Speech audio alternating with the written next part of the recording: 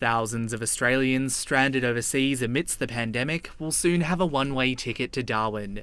500 people a fortnight are expected to pass through the city's Howard Springs quarantine facility before the end of March.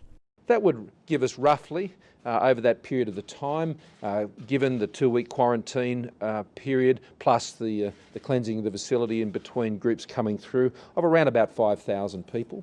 It's part of a deal between the federal and Northern Territory governments to get people stuck in the UK, South Africa and India home. But it was good to announce Howard Springs, the Resilience Centre. That's tremendous. Thank you so much.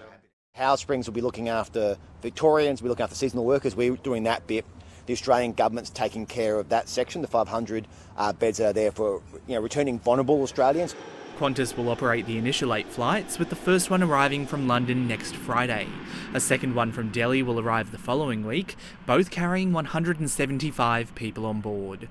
We are prioritising those who they've identified, our consular officials have identified as being most vulnerable, and they have the priority allotment for those flights. The NT government says it won't be picking up the tab for the extra pressure being put on Darwin's only quarantine facility. The Commonwealth will fund all services for returning Australians, including health and welfare services and operational costs.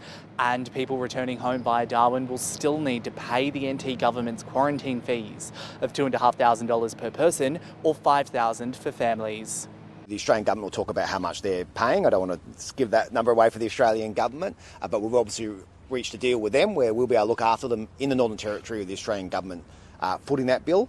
While it's welcome news for 5,000 Australians stuck overseas, there'll still be tens of thousands more desperate to come home.